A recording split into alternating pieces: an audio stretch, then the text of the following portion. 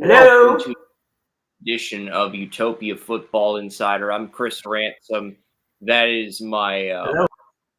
co-host of Utopia Football Insider, Oren Shiri. We may have a guest on, Brian Lewis, in a few minutes. May not. I did send him a link, so we'll see if he joins or not. But the NFC is always a fun rivalry game. The Packers play the Lions in Detroit tomorrow. I like the Lions. I think the Lions find a way to win this one, and the Lions end up beating the Packers in a very intense, controversial Thursday night game on Amazon Prime. I'm going 28-21 Lions. The better team this year. Not saying the Green Bay Packers are not doing well, but a fair assessment would be that Packers are really do own this area, but they're in the Lions territory. Green Bay held the last time around. The Packers did held the Lions to 124 yards, however, on Lambeau Field. But that's Lambeau Field. Here you're going into a different stadium, different crowd. Lions win here 31-20. Yeah, and the last time these teams met on Amazon Prime, the game was kind of a blowout, but I agree. I think the Lions handle business even with some of the injuries in play. But I think it's 28-21 Lions on top. But the Eagles, they will face the Browns will face the Steelers in a rematch of 2 weeks ago, except this one will be at Acrisure Stadium. Steelers, they played like a complete team 2 weeks ago in Cleveland, and now they get home field. I don't think the Browns handle business and find a way to win, and Brian is here. So only games we've talked about so far are the post Thanksgiving Lions Packers meeting in Detroit, and we just started talking about Browns Steelers. So yeah. Brian, Well, I'm glad to be. See, I know, Oren. Long time no see. Glad to be back in the fold a little bit. But I mean, this Thursday night, I feel like I don't know if I trust either Green Bay or Detroit, but I know on their best night, that's a hell of a game. But I know at their absolute worst, that is that's something. I mean, Jared Goff can throw 5 picks.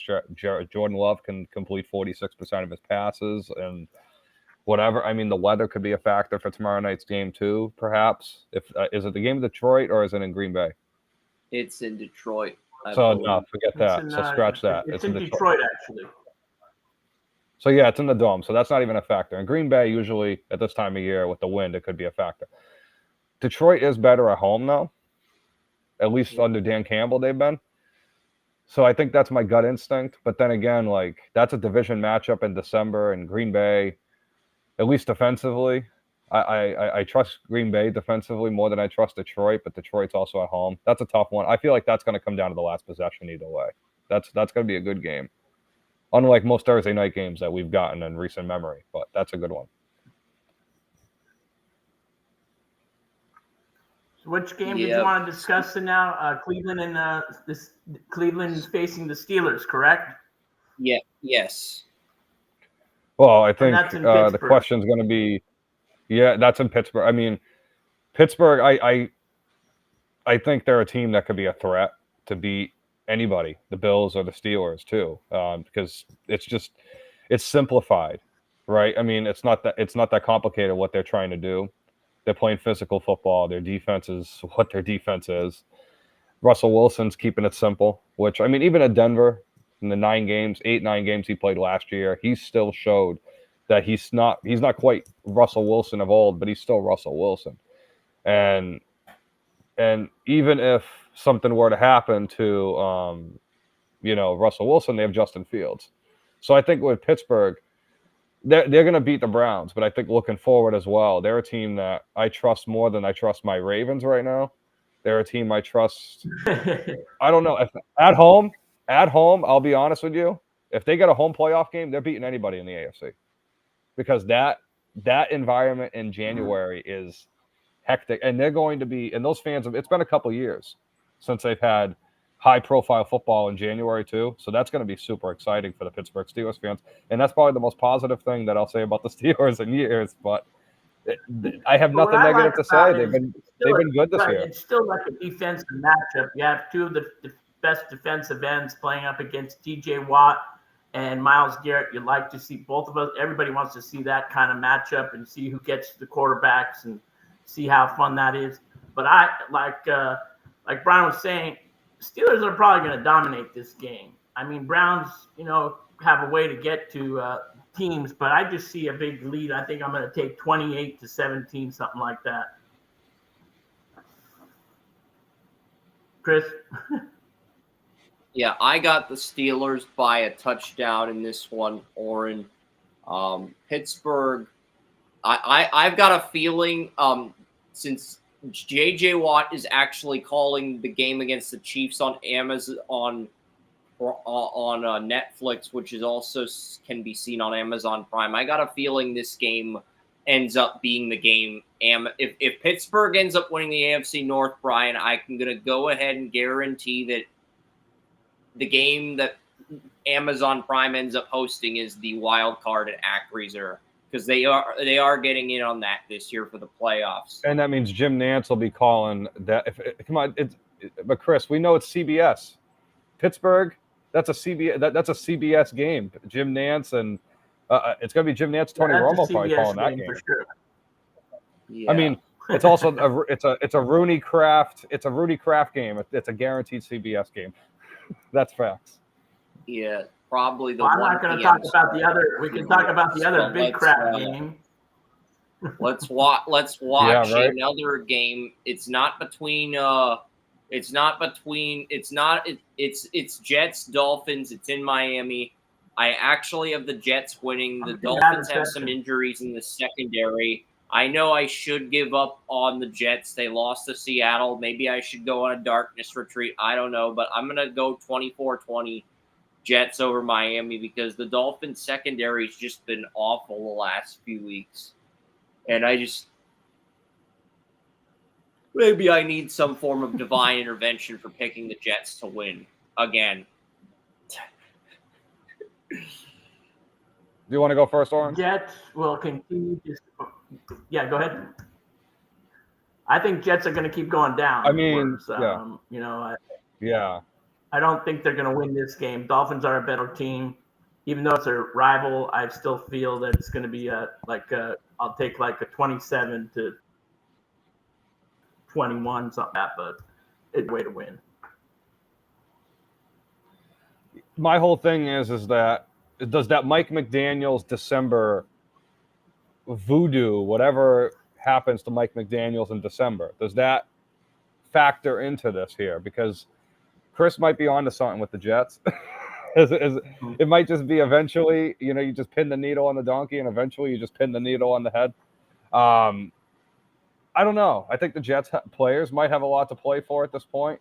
I just think the Dolphins are a team that, now they're in December. They've had voodoo in December the last couple of years. Tua's probably still not 100%. I don't know what his deal is. I don't know if I trust the Dolphins medical staff to be transparent about that kind of stuff anyway. It's a tough issue throughout all sports right now, the concussions. But, I mean, even then, I just want to see how the Dolphins are going to play out, because it seems like sometimes in the games that they lose, they get fit. They have this run game. They start really well on the run, and then in the second quarter, they play all this play action, pass, play action. Like, they'll literally just, I don't know. McDaniels just needs to keep it simple.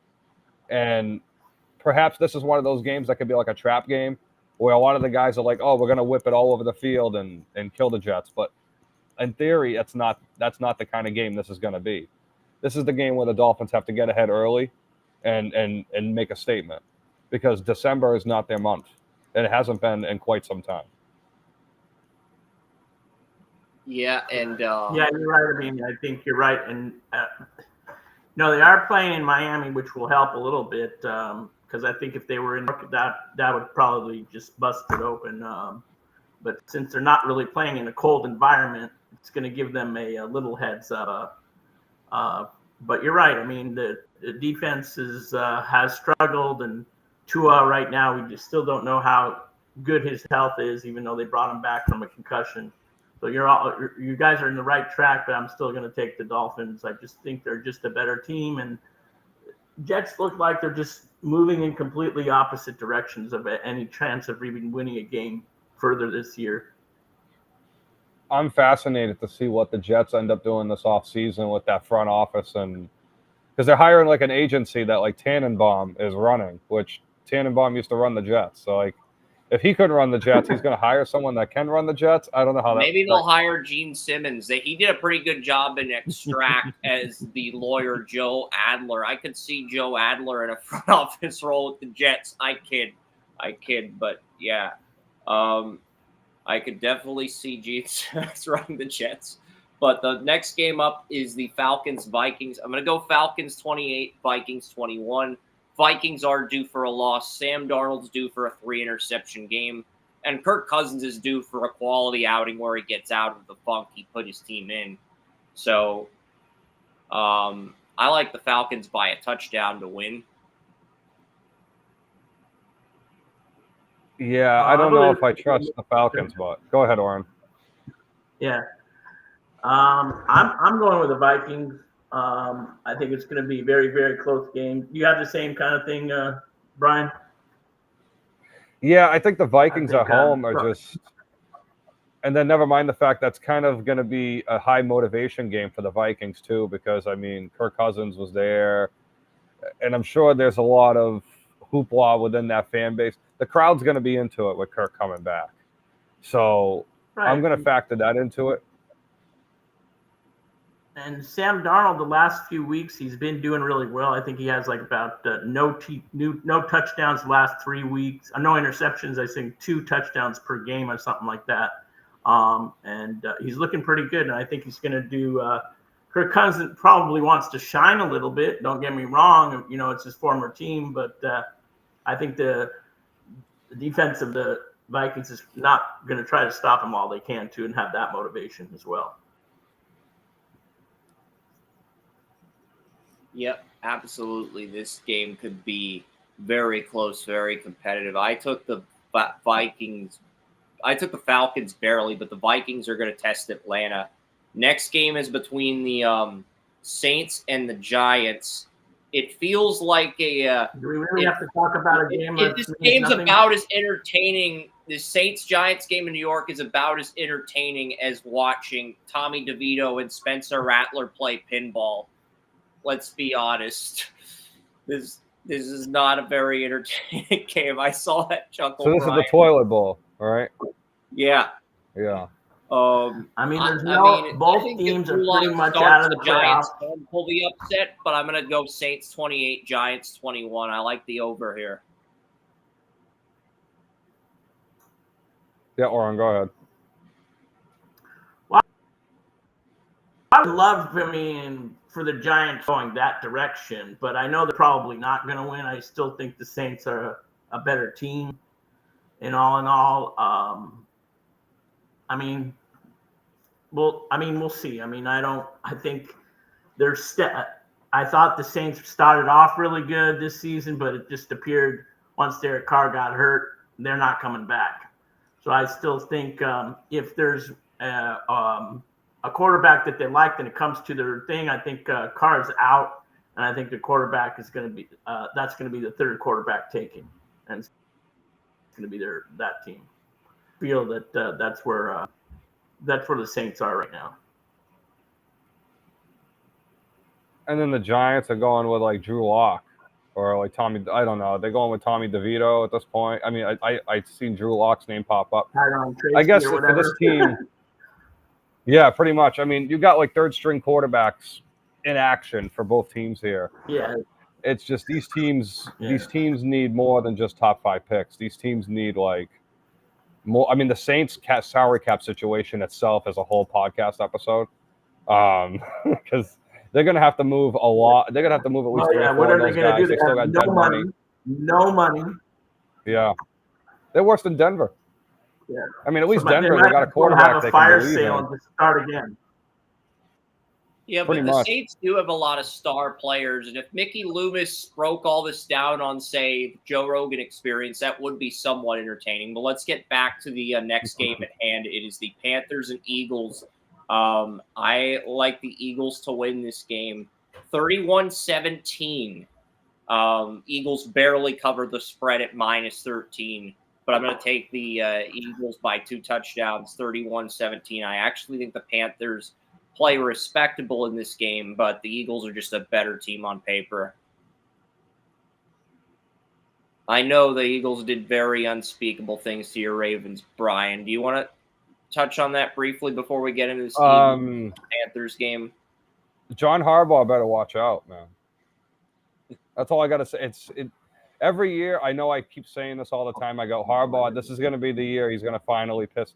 I think a lot of Ravens fans are looking at John Harbaugh going, man, you've cost us at least 6 to 8 games the last 2 seasons with your arrogant play calling. And that's what it is at this point. It's not even – he's pulling a Belichick 4th and 2 every 4 weeks. Like, if that's a great comparison I can make, that's the best comparison I can make. And I was there for that too. I was at Gillette for that game. So I know exactly how that went down, man. It was not good. I mean, it's really the quick of the draw. I mean, the Panthers can come and do all they can to win, but they're playing a way better team. You're playing one of the top NFC teams, this season. And a team that's finally woken up, too. The Eagles. Right. The Eagles and Barkley's going to run all day, all over them. Going to have 3 touchdowns, and then Hurts is going to have at least 1 touchdown himself. It's going to be like 35 or maybe 38-10. That's my score. People might not like it, but the Eagles might be able to do that. I mean, Bryce Young could still put up like maybe 2 or 3 TD passes because the Eagles, I mean, it could be garbage time points for all we know. I still think the Panthers could put up 21 points, but I agree with Oren. Like it's going to be a high-scoring game for Philly. I don't know how they're going to stop their running game. That's a primitive thing, especially this time of year. If you can run the ball, that's going to save you a lot of time off the clock. Barkley on your fantasy. Yeah, if you have Barkley on your fantasy, come on, do not take him off. No. You know, it'd be kind of hilarious if the Miles Sanders vulture touchdown came in this game against the Eagles. Yeah, we're gonna get a Bryce Huff. We're gonna get a Bryce Huff kickoff return when you need 1 point to win, too. Yep. Because that's happened to me. Jake Elliott's also gonna get a reception on a Chinese field goal for the Eagles. Jake Elliott. Yeah. He's going to get a reception on a Chinese field goal. I can feel now we're calling SportsCenter tough plays here. Okay. All right. Next up, we've got the Las Vegas Raiders. They head to Tampa to take on the Buccaneers. I'm going to go 31-17 Buccaneers by 2 touchdowns. Same score as the last game. I think Baker comes out dealing. And he's dealing a royal flush to Nate Hobbs and Jack Jones. And if Nate Hobbs and Jacorian Bennett are still injured, he'll be dealing a royal straight flush to that secondary with Mike Evans back. So I like the Buccaneers here by 2 touchdowns at least. Maybe 3. But I think Baker's going to be one of the top 3 performers at QB in Week 14. Well, the Raiders have nothing to play for, Chris, anymore, but a first-round draft pick, and they all know that. The defense is going to be great for the Raiders. They are a good, talented team when they want to be, and I just feel that the points are not going to be that much different. I think it's going to be actually closer than most people may think. I'm going to take 24-20, but the Bucs are going to win. I like that. Yeah. Sorry, guys. So with the Buccaneers, I mean, with Baker Mayfield now, I will say this. I am the biggest Baker Mayfield hater since, maybe the first Trump term. But I'll be honest with you. Cool this dude is dealing the last 2 years. Whatever is in the water in Tampa is working for him. And it's wild. But I'll tell you this right now. I'm expecting this dude to put 45 points against the Raiders.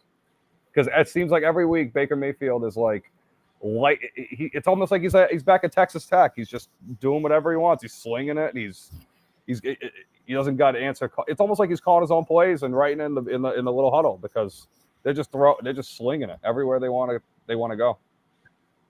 He's got to be fun to have on fantasy this year too. I don't know. Agreed. The next game features the Jaguars and the Titans in Tennessee, and I had the Jaguars winning 28-14, but now that Trevor Lawrence has been ruled out for this week, now does feel like Yep. I'm still going to go with the Jaguars, though. I never viewed Will Levis as a QB with a high ceiling. I think Mac Jones' ceiling slightly higher than Will Levis's, but this is going to challenge the Giants-Saints game for game of the week. This is going to challenge that in spades, but I think the Jaguars find a way to get it done. Mac Jones just does just enough for the Jaguars to win and for Doug Peterson to torture the NFL for another week without Trevor Lawrence. Well, this game is really, for me, it's not even worth watching or talking about. But I mean, as far as this is just, you're going two losing teams again, Chris, and talking about them. So watching Derrick Henry play marbles with kids would be more entertaining in this game. Sorry, Titans fans. I know it's a little too soon for that joke. Well, maybe the commercials will be more entertaining. But anyway, my take is I'm just taking the Titans. I don't know what the score will be. Whatever will be happen. Yeah, I had the Jaguars by 2 touchdowns, 28-14. That was with a healthy Lawrence. I'll probably reduce that to 1 touchdown now, but I'll still pick the Jaguars to win like a naive imbecile. But the Seahawks play the Cardinals in Arizona, and I like the Cardinals to win this one. They get even after a few weeks ago, and I'm going 34-31 Cardinals. They win it at the end, and Chad Ryland makes a game-winning field goal. Yeah, I'm a little bit surprised because here's the thing with the Cardinals: like they were in first for a little while, and then they slide.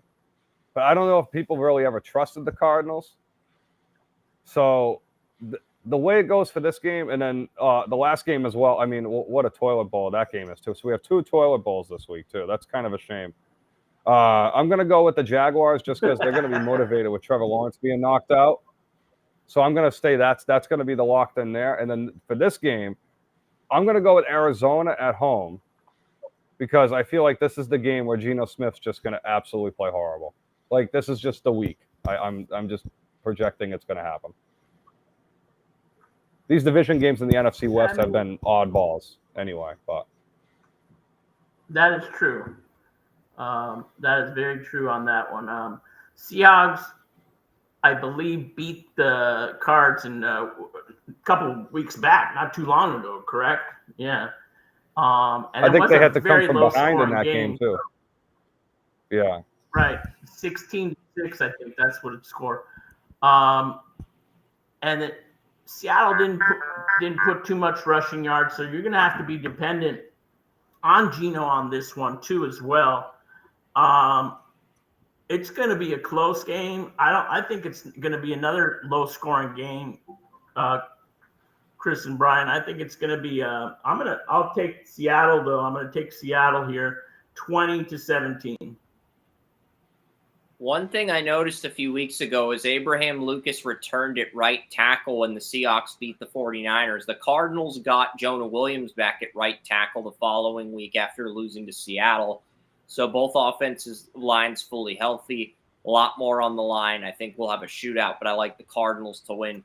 The next game is another NFC West game, but it involves an AFC East team. It is It's Bills at Rams. We've got Cooper Kupp on the cover for Week 14 on Draft Utopia, and I'm taking the Rams to upset the Bills 35-34.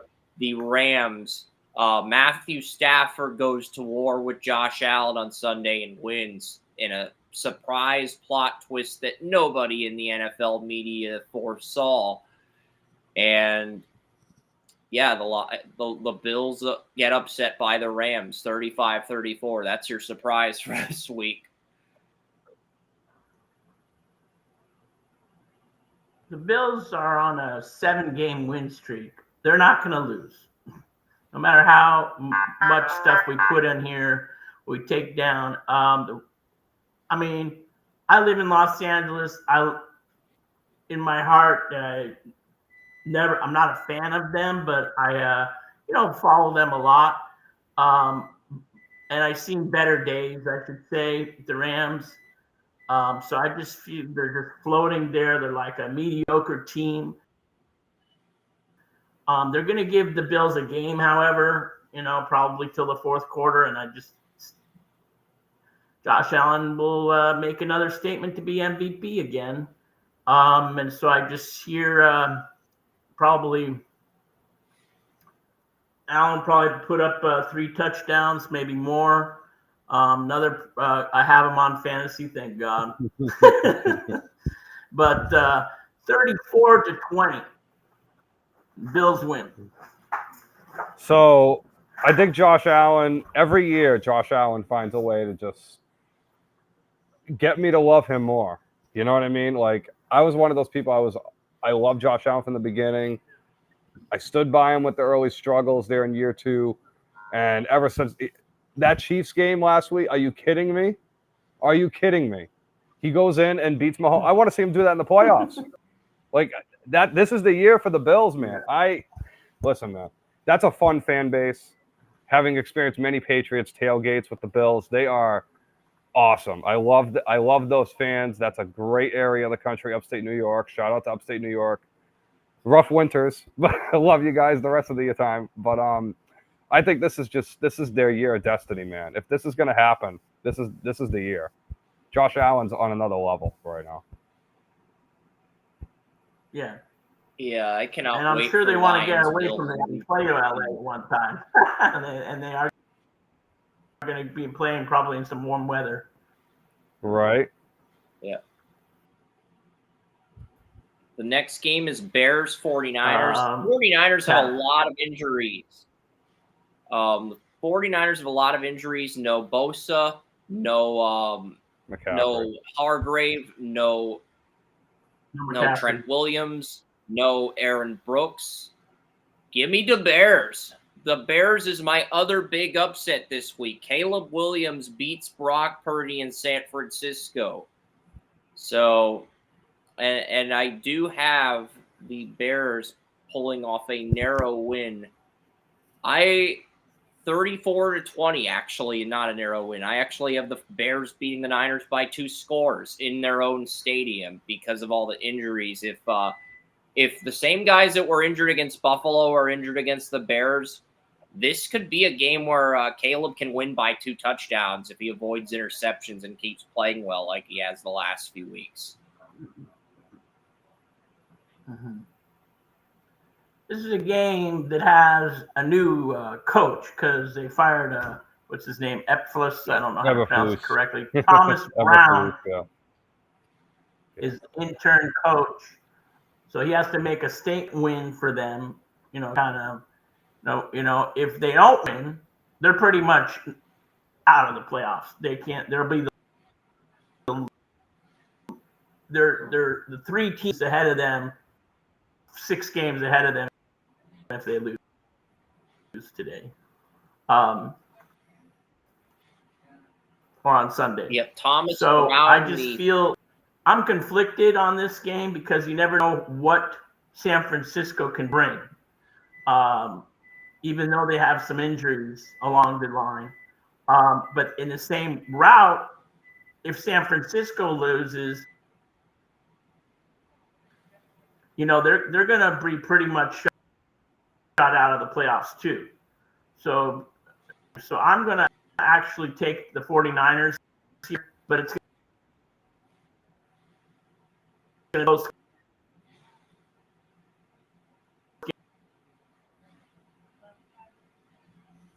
21-20.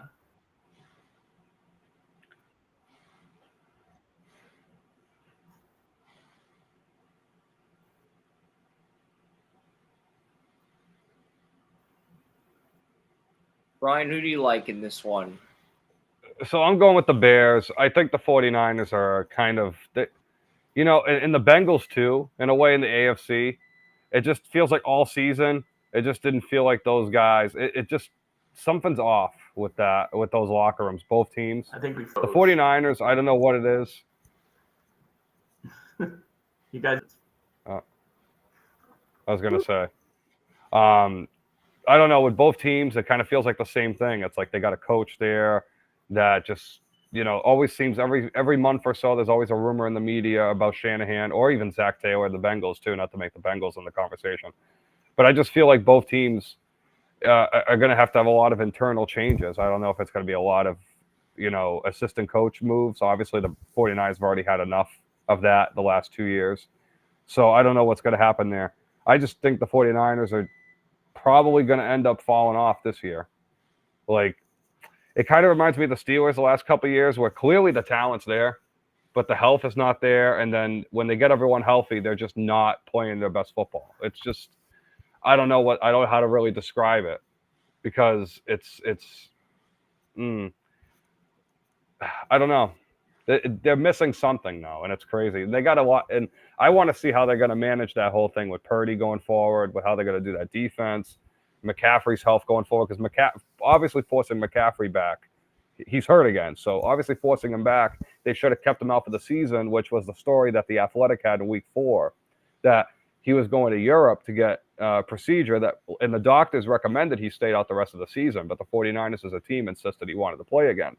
So I think the 49ers have a lot of questions to ask internally with how they manage their operations because, quite frankly, the season that they've had this year is well below expectations. And I think the Bengals have to have the same conversation too.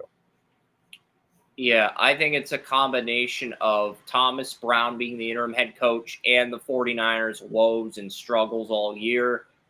Also, the fact that Matt Eberflus is selling Udemy courses on coaching rather than coaching himself is another reason why I like the Bears. And Eberflus is not selling courses on Udemy. I just decided to throw that joke in there because it feels like something he would be doing now that he's no longer a head coach on an NFL team. Chargers Chiefs Sunday night game. This is in Kansas City. It's in Arrowhead. I like the Chiefs to beat the Chargers by the score of 26-20, and I have this going to overtime, and the Chiefs winning in overtime, 26-20. Well, that's because of the Chiefs that are cheaters. And anyways, I lost all my reception here, so if you guys don't see the screen, it's because it locked me out for some reason. So I don't know what happened, so I'm on the phone right now. But I'm taking the Chargers. I think it's going to be a close game as well, but I'm taking the Chargers here. I'm going to go with 28-24. I like that.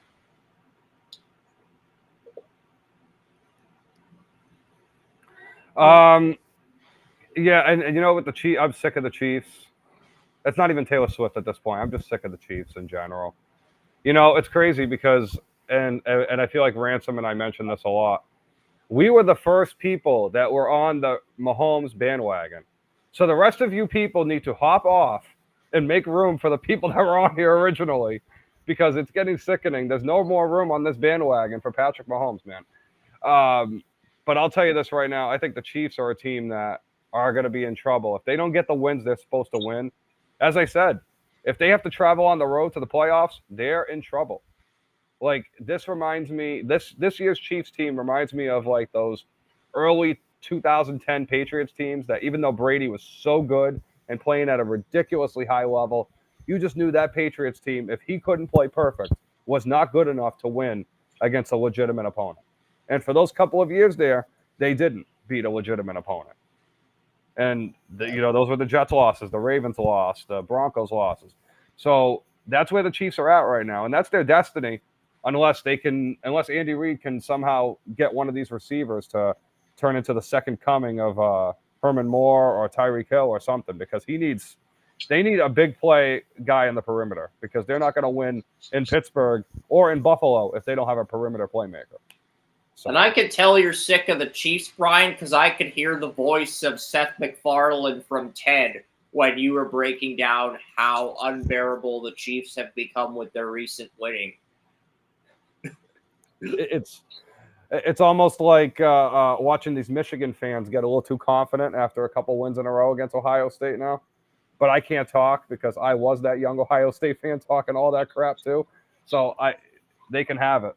But I'm just saying, make room for the people that were here in 2017 telling people that Mahomes could be special. Yeah, it was you, me, I think, and Thomas Coburn. We were like the only three that were on the Mahomes bandwagon at the time. And I think I had Mahomes at like number 3 in my first 2017 mock in the summer of 2016. So the traction had been building for a while, but Beach was ahead of us. Beach was a year ahead of us. He started scouting Mahomes after his freshman year. But let's get to the final game. It's the Bengals Cowboys. I'm going to go 24-17 Bengals, and I will be watching the standard version. I will not be watching the Simpsons version of this. And I'm willing to bet they go Marvel superheroes next year. They went Toy Story on Disney Plus. They're going Simpsons this year. They're probably going to go Marvel superheroes next year if this flops. Just saying, Brian. What an audience. Who is running public relations for that? You go from Toy Story to Simpsons? What kind of audience are you trying to reach? You're trying to get like young kids? You're trying to get like adolescents? You're trying to get like there are people in their third, like, I don't know how many young people watch Simpsons, but like, I mean, I love The Simpsons. I was born in 92 though. So I grew up with The Simpsons, but I don't know how many kids born in say 2006 are going to care about The Simpsons as much as me. I don't know what they're, not to make this a public relations talk, guys, but like, I don't get where they're coming from at all. What is their target audience going to be? They're just trying to get people to watch the NFL on Disney Plus, and they're going to use Disney Plus shows as fads to promote whatever. The Toy Story fad didn't work, so they'll go to The Simpsons, and then they'll probably pivot to Marvel next year, and then after that, we get Star Wars maybe in 2026. I don't know. That would be sick. That would be sick. See, Nickelodeon, I thought, not to make this a sidebar, I think Nickelodeon did a good job with this integration. Yeah. With Paramount, with CBS, because they did the Big Forest Greens, which is, again, that's a show kids, and they made it very kid-centric. And they actually integrated all of the characters in the show. I just know Big City Greens because I know that, like, my niece was watching that show when that was happening. So, like, all the characters on that show were all, like, a big part of the football game. You know, you had like one guy run out of bounds, and Jamar Chase, actually, it was one of the games the Bengals had. Jamar Chase was running out of bounds and hit a cameraman, and it actually hit one of the Big Forest Green players. It was hilarious. So I love that. Nickelodeon and Paramount. But again, like, I don't know who's running public relations for Disney right now, because the advertising makes no sense at all. Not that I'm an expert, but just the little things, you know. I mean, kind of a Disney nut myself, so I don't care. But I don't know where the Simpsons are coming in, because the Simpsons are kind of new to Disney because it really was a universal theme. That actually, you know what? I think that actually makes sense. Maybe to promote Simpsons on, you know what? That actually makes a lot of sense now. I didn't think of that. Simpsons were part of 20th Century Fox until the Disney bought out 20th Century Fox. So yeah. Yeah. I just find it crazy Simpsons are still around. Kudos to Matt Groening and company, because that's a legendary. They did a legendary job lasting this long. There'll never be a TV show like The Simpsons again, with all the stuff and TV requirements new shows have to meet these days. But yeah, I like the Bengals by a touchdown, 24-17. Yeah, and as far as the game goes, I think the Bengals win big. I think the Cowboys are just an absolute mess. I think everyone in that locker room is checked out. Micah Parsons' comments a couple weeks ago just shows that, like, the inmates run the asylum type of gig, but, like, really, Dallas is too big of a market for these guys to be having this celebrity status and them sucking. So I think there's going to be a lot of change. Now, guys, just throwing this out there real quick, since it's the Monday night game. Am I crazy for thinking that Jerry Jones should just tell his son to become the new Scott Pioli and hire Bill Belichick? Because I think that's the best. I think that's the way Dallas has got to do it. They're going to pull another Parcells. It's 20 years since they hired Parcells, too. Why not make it a full 20th anniversary show for the Dallas Cowboys? You could get Belichick and Parcells, and then you could take the old Dallas theme song from the 80s and the early 2000s, and you could incorporate that with the Dallas Cowboys for 2025. The egos in that room, Chris. Oh, you're about to make the show Dallas come back for a third time with those egos in the room, man. Yeah. Well, I think the Dallas Cowboys are the most overrated team every single year, which is ridiculous. And I cannot, there's such a national fan base, and they haven't won in 20 years. No, they haven't. I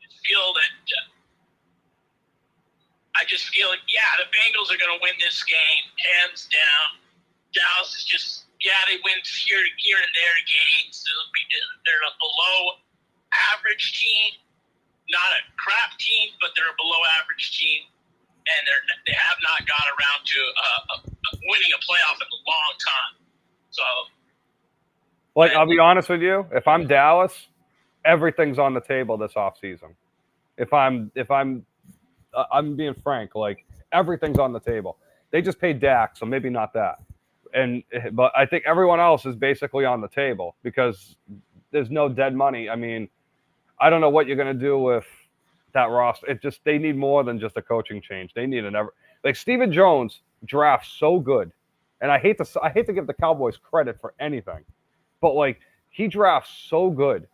And obviously, with all the criticism there is in sports about nepotism, and obviously the Bronny James, the LeBron era, with all the talk about Stephen Jones is actually one of the few products that actually said, "Hey, I interned for Gil Brand for the first half of my life, and I actually learned something from him, and actually did a great job." And Gil did great freaking things for that franchise too. So I mean, for Stephen Jones to draft as good as he has historically, and come up with as little as the Cowboys have done, is kind of, as Oren says, I think it's the most shameful effort in the NFL, other than maybe what the Giants have tried to pull since winning that second Super Bowl. Because I don't know what the hell. Both of those teams, again, the talent has been there. It's just I don't know where the direction of the team's going or what the mindset is for these teams that get put together. I mean, this team got money. It's a corporation, and they still don't know what money to do, where to put that money, and it's just going around in circles, and I don't know when and where. Yeah, it's fantastic. Go hire Belichick. Go hire somebody. I really don't think they're going to hire a coach that's going to take them to the promised land anyway. And will Belichick want to work for, he's not going to have too much of a say as much as he would when he was on the Patriots. So it's going to work a lot different for him. And I think that's the reason why he kind of retired, because he's done. Yeah, I think, but here's the thing, though. I think having Ernie Adams in New England is something that doesn't get talked about. And I think with this coaching search, and that's something that I'm going to be talking about with the Foxborough Fellas podcast tomorrow on my show, on the Spin Zone, is actually with this, with the coaching search for Belichick. He's not going to have Ernie Adams unless he can convince Ernie Adams to come out of retirement, which, if that's the case, then that's the cheat code. That's his human encyclopedia. And maybe getting Dante Starnecki as an offensive line coach. If he could grab those two, it doesn't matter where he goes, they're going to be successful, because those three, everywhere they've been together, they've been successful. So that's the whole thing. Now, Starnecki is an old guy. I doubt he's going to come out of it. He's got to be almost 80 now. So that's not realistic. So Ernie, I mean, I'm just being honest. The guy coached John Hanna. So I mean, how many years does he have left coaching at the NFL level? Now, for Ernie Adams, does he have more? I guarantee you Dallas will not let that happen. Jacksonville might, because Khan may be looking at it and say, "Hey, I'm going to give you the keys, Bill. Whatever happens, happens." And it could very well it's going to turn out like a Jimmy Johnson Miami Dolphins situation. But I think that's a very realistic possibility. If Belichick wants full control, nobody's going to give it to him other than Jacksonville. Nobody. And the other team that may give him full control, I'm gonna go on a tangent. I Pierce gets fired in a couple of weeks, and there's no reason for them to have him in a new regime with Brady kind of taking control a little bit. Yeah, actually, you know what? The Raiders could work because of the Brady thing too. And you know what? Mark Davis would be like, "Yeah, I'll give you the keys for everything." The Raiders are another team, man. Ever since they fired Reggie McKenzie, they're getting that voodoo. They've had some voodoo on that franchise because every time they got so good. They were getting so close with Reggie McKenzie, man. They were getting so close. They had Carr, they had Khalil Mack. They were both playing like Pro Bowlers, and then they both fallen off the table completely. I mean, Khalil Mack's still good with the Chargers, but like, it's crazy because at that point, I remember at that point, people were calling Jadeveon Clowney a bust, and Khalil Mack was like the clear number one player. But then since then, you could argue Clowney's had a better career than Mack. So it's kind of crazy. And like it's. Yeah, and the thing is with they have some talented players, the Raiders. I don't know around quarterback. I'm not saying the quarterback situation. We all know the quarterback situation. No. Aiden O'Connell may be great second string person. I'm telling you, he'll still be on the team next year no matter who plays quarterback. But he's not a starting quarterback, and he never got to learn from anybody. And that's an issue within itself. I mean, putting all these second string, basically Gardner Minshew is a second string journeyman at this point. So it's to me that's not going to teach him the lessons where he needs to be.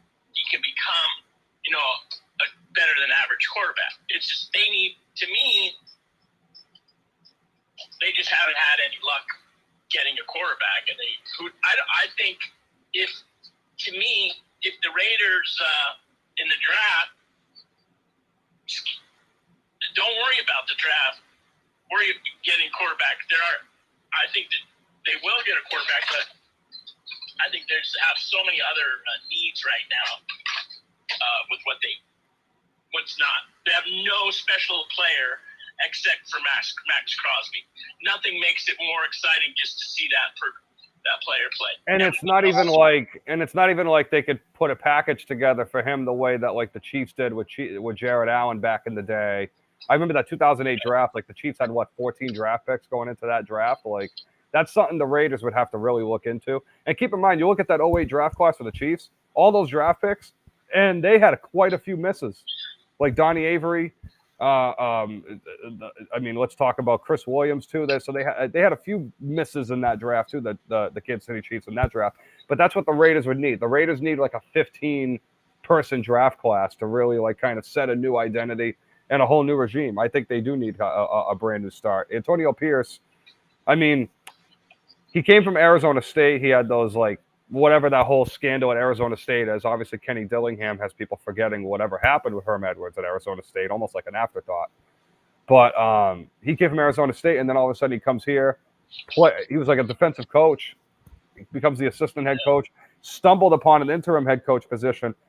I'll be honest with you. I think what Pierce has done with the Raiders, he could earn himself a DC position or even go into a college head coaching job. But actually, I don't even know if he can take a college head coaching job, because that Arizona State scandal might have him suspended for like a certain amount of years. I know that's a thing in Division 2 and 3. I don't know if they do that Division 1 anymore, where they suspend coaches for like a certain amount of years for like recruiting violations. But yeah, I mean, and what is it? 3 more games that they have left. So Black Monday's gonna come. You're gonna see like 8 coaches, out of this league. So Albert Breer was saying that. Yeah. We all know some of them that they are. We just don't. We already know Chicago left, so there's about 6 more at least. That's it. Yeah. Yeah, and I'm wondering what's going to happen with the Giants, because Mara said publicly already he's going to keep Schoen and Daboll, but I think he's saying that publicly because I think he knows that Joe Schoen may not get hired by anybody because he's a dumbass. But because how do you come off on Hard Knocks and have anyone take you seriously after that? But then you have Brian Daboll, who actually did some really good things with Daniel Jones. Like, I'll be honest with you, like I think Daboll did as much as he could with that Giants roster, and obviously this team he got dealt a crap hand. But I think if Daboll gets fired, he's going to be hired almost instantly.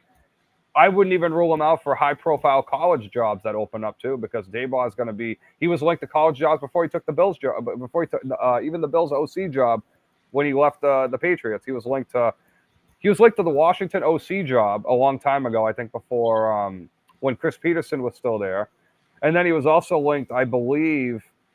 It wasn't Ohio State. It wasn't Michigan. I believe it was Notre Dame. He was linked to like the Notre Dame offensive coordinator job a long time ago too, under Brian Kelly. So obviously the college game has wanted him before. So if Daboll gets fired, I doubt he'll last longer than 3 weeks on the market, whether pro or in college. Or if he takes a year off, then he's going to get the pick of the litter next year, like the same way that Mike Vrabel's about to freaking feast. He's going to have a lot of places to go, and even Vrabel might end up at Ohio State for all we know. That's the crazy thing. That's the crazy thing. We don't even know, because the college game is competing with the pro coaches right now. There are a lot of coaches leaving college to go pro, and there are a lot of coaches leaving pro to go to college. There are a lot of people going back the other way, and this is weird because 20 years ago, I remember talking to a former recruiter in the Ivy League, and when I was younger.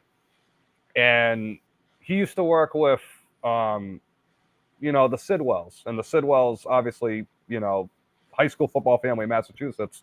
A couple of them coach high school football over here. So what he said was there are coaches that coach in college, and there are coaches that coach in the pros. And it stays that way, especially in the strength conditioning world, and especially when it comes to the offensive, defensive line, especially the position coaches. Wherever you start in college or the pros, usually that's the way you end up going, unless you have a coach that makes the jump. And that's where there were a lot of coaches that made the jump from pro to college in the last 25 years. And I think that's where we're starting to see a lot of these assistant coaches that may have been jumping around and stuff. So like when Jim Harbaugh goes to the Chargers, he takes Jesse Minter with him. Jesse Minter only coached college before, and other than that one position coach job he had with the Bears. So I think when you're seeing that coaching migration, but now you're seeing the head coaches, like you're seeing like Gus Malzahn, right? He's quitting to become the OC at Florida State. You're going to see a lot more of that type of movement, especially from fired head coaches like a Kingsbury, because these guys are going to keep getting linked because, again, it's the brand power is what's getting these guys the interview at this point. It's not like we're getting anything else. Yeah, there's going to be the Jamie Caldwells and the Kurt Chignettis that come out of nowhere. But in essence, the names that the reporters and everyone else are going to link to these jobs are already the names that we know because, again, that's just how the cookie crumbles. Yeah, I mean, I feel that there's some schools that want to put rumors out. I won't mention names, but I just feel there's a lot of movement. But a lot of coaches really, if they're not fired, they're not going to want to go anywhere. It's more stable to be in college than it is to go to anywhere.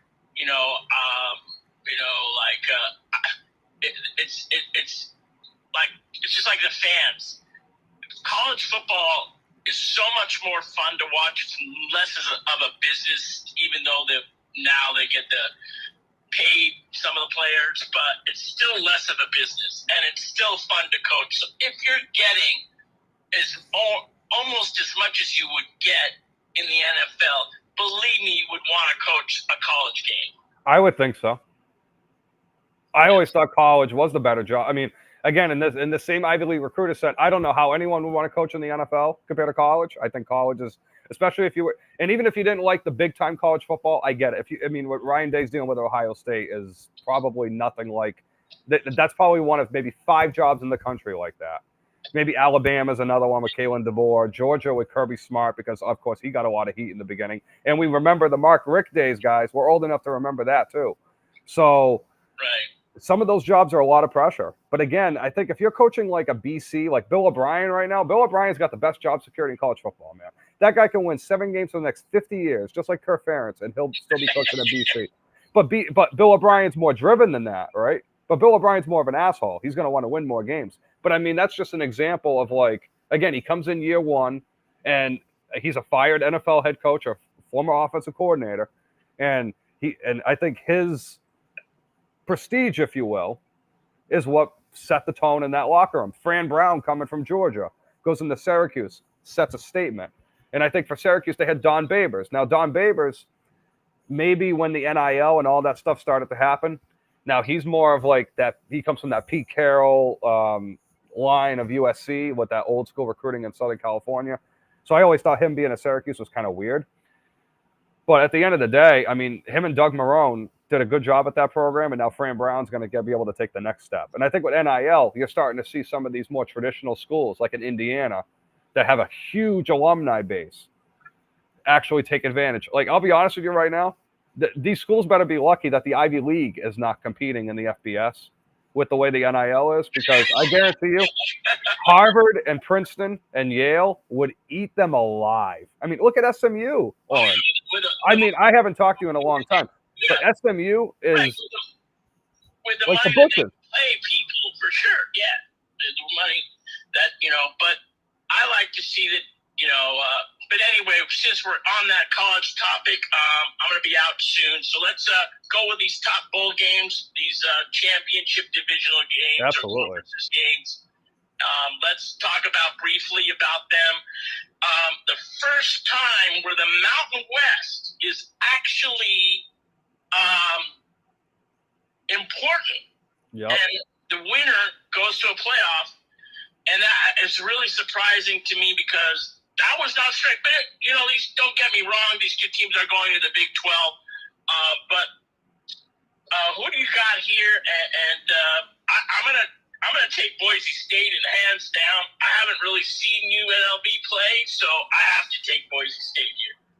I'll tell you what, they're better without the Holy Cross kid. And it's crazy because when Matt Scuba committed there, I'm thinking to myself, okay, a kid from Holy Cross finally getting some Division I clout. I love this. And then whatever the fuck happened after 3 games, he just decided. And it's crazy because they're better off without him.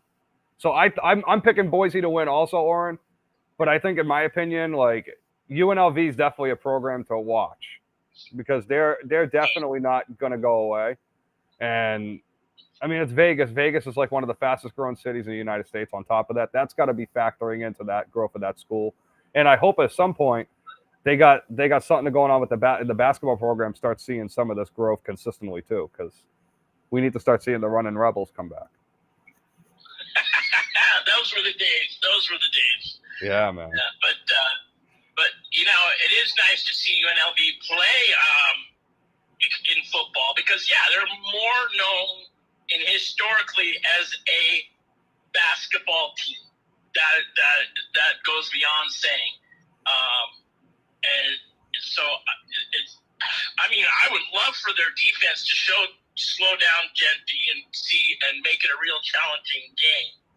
But we'll all see what happens with that one. Let's go to the Big 12 now. These are two teams that really historically haven't been to any conference final in years. So I find it weird that Iowa State's never won the Big 12. Seneca Wallace never won the Big 12 at Iowa State. I find that crazy to me. Yeah, but then again, that was peak Oklahoma. That was peak Bob Stoops too. So. Yeah, I mean, this is like a bowl game because you had a Pac-12 championship, and Arizona State never won a Pac-12 championship because they had to deal with SC and Oregon and Washington and who else? So these two teams, they are tied with BYU and Colorado, don't get me wrong. So does it really make them better than the other two? I think this was such a close division. It's wonderful to see that this conference, brand new conference in some aspects, because they're really coming from three different conferences. And I like to see, where this is. But to me, even if somebody goes to the playoff, they're going to get dominated by whoever they play. And that's Arizona State, yeah. I am hearing on Twitter that Brock Osweiler, the former Arizona State quarterback, may end up getting the noon game on ABC for he may end up getting the noon game for Oklahoma, Iowa State, because Herbstreit and Fowler get the primetime A game, and then Sean McDonough and Greg McElroy, the former Alabama QB, they get the leading game leading into the primetime game, Brian, if you know what I'm saying. So that leaves Brock Osweiler with usually the 10 p.m. game or leftovers, and in this case, leftovers would be the noon game, Arizona State versus Iowa State. I would think that would be the leftover game if ABC's broadcasting the ACC, SEC, and Big 12 championships on Saturday. That's the other one, the ACC. I like this game. This is kind of a special game to watch. You have a Clemson, who kind of on that tangent, but then you have another team. You guys want to mention who they are? The Pony Express, Southern Methodist University. Hey, we were just talking about SMU. Barely ever even comes close. I mean, this has been like 40 years since they've been relevant. Right. And you know what's crazy, Oren? I think the ACC are rooting for them to lose. I really do. I think a lot of, I can tell you right now, all those Texas schools, especially like Houston, Rice, all those mid-level Texas schools are scared right now. Yeah. They are. Yeah. When SMU get it, and it's the same thing with, I think UNLV is also another sleeping giant too. I think they're both kind of comparably the same thing. SMU, I'm picking them to win because you know what? I'm sick of Clemson. South Carolina, you had a chance last week to go in, and Cade Klubnik too. Keep in mind all the expectations that Cade had. And I've defended Cade to the point where it's like, you know, he's a good quarterback. I just think Dabo's stuck in the past, and he's the one that's just dealing with it. He's the quarterback that's there dealing with it. But in past Clemson teams, he would be more than enough for some of those other Clemson teams that they've had under Dabo. However, that South Carolina game, who's to say SMU is not just going to like – they have no pressure on them. They don't. They're like, hey, this isn't even – you don't even want us here. We don't even get any TV money to be here. We're just going to spoil your bananas, man. That's it. And that's what they're doing. And I think eventually they're going to leave the ACC for the Big 12 because all the Texas schools are going to want them back, especially A&M and Texas with the rivalries because they want to honor all the rivalries again.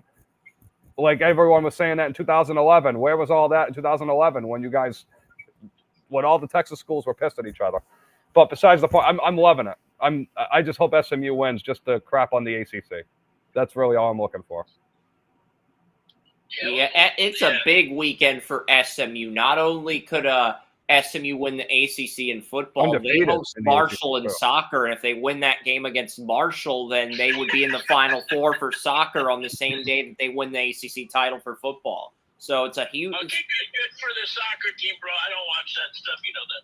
I know, but like it's still huge for both programs, even though the soccer program's only going to get a tenth of the coverage the football, and maybe not even a tenth of the coverage the football program gets. Maybe I'm overestimating how much coverage, but either way, both big events for SMU. Let's move on. Let's move to the other two main games of the week. You have Penn State and Oregon. Wow. What a weird. My game. Yeah. What? What a weird. I did not listen. As an Ohio State fan, it breaks my heart to not have to not have the Oregon rematch because I'll tell you what, man. There were a lot of Oregon fans I was trash talking with for the last 2.5 months.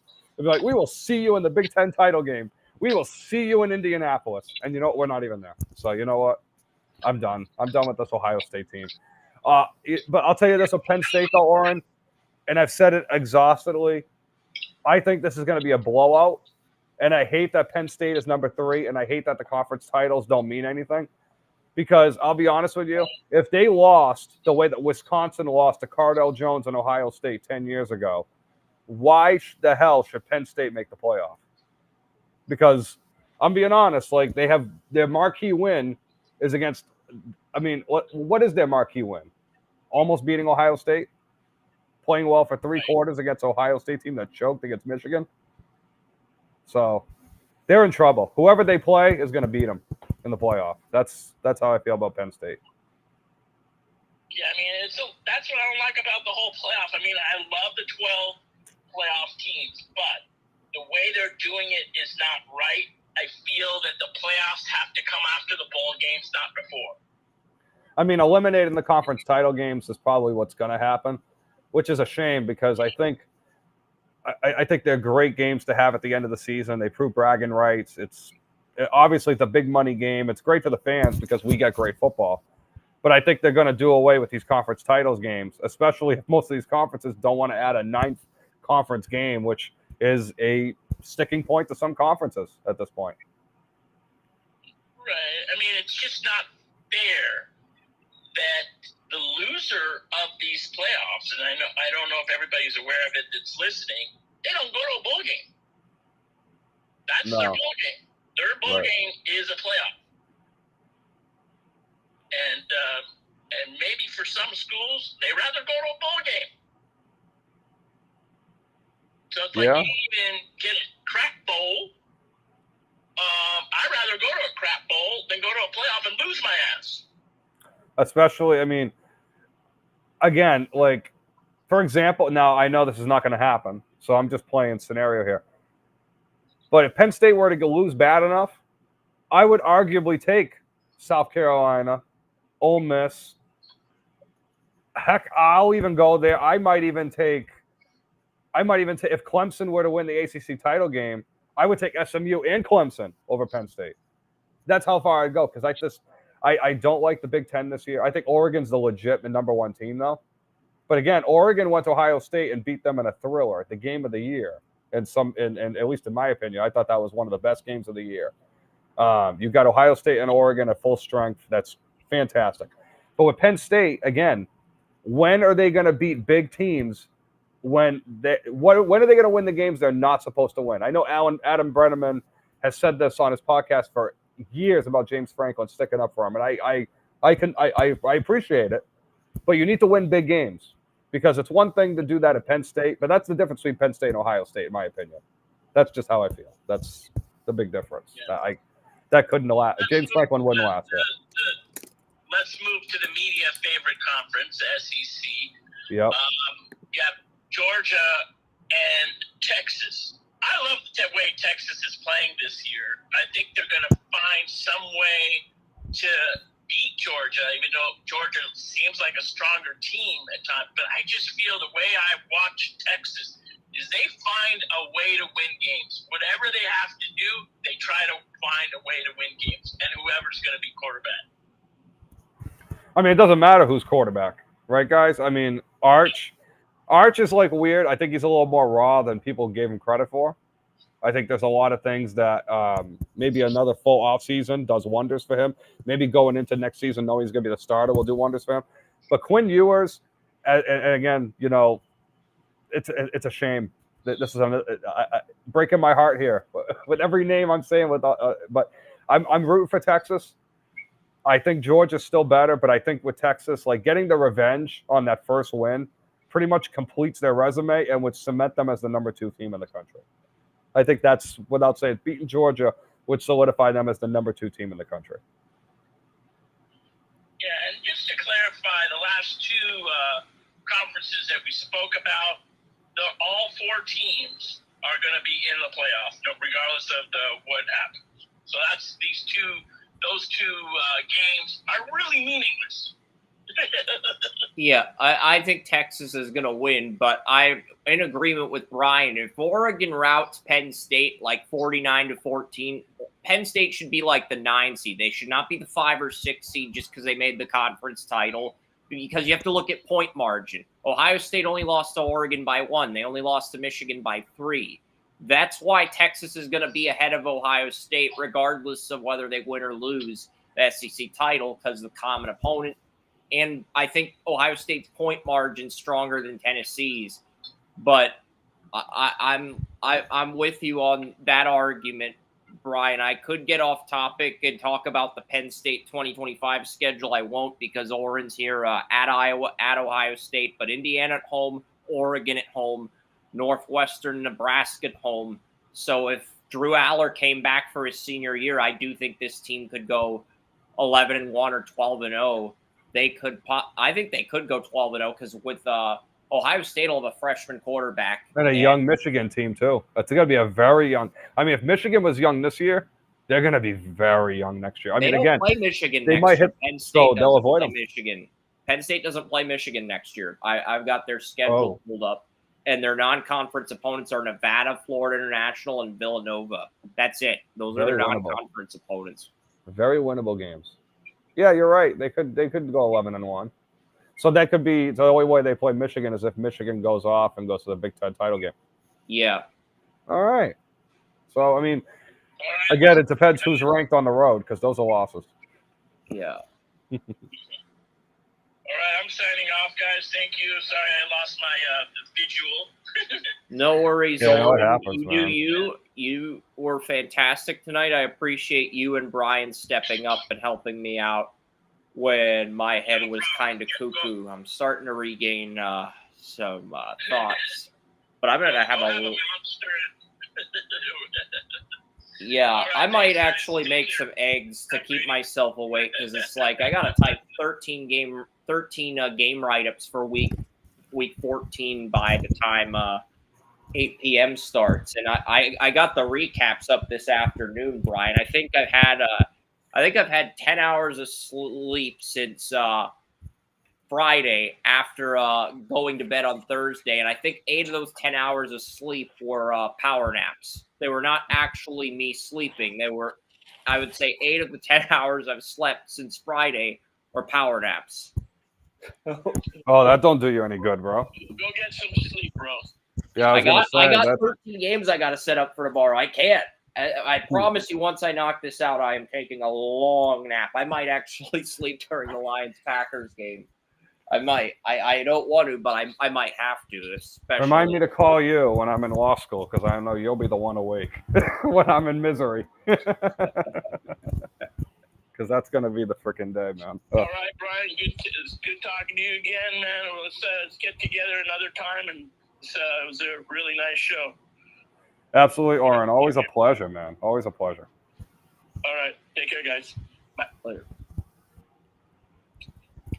That was Oren. Brian, I'm signing off on Restream, and hopefully my LA Galaxy win the MLS Cup over the New York Red Bulls on Saturday. But I'll mention that on the Draft Utopia podcast. I'm not going to mention that here on Utopia Football Insider because it's not an NFL topic. But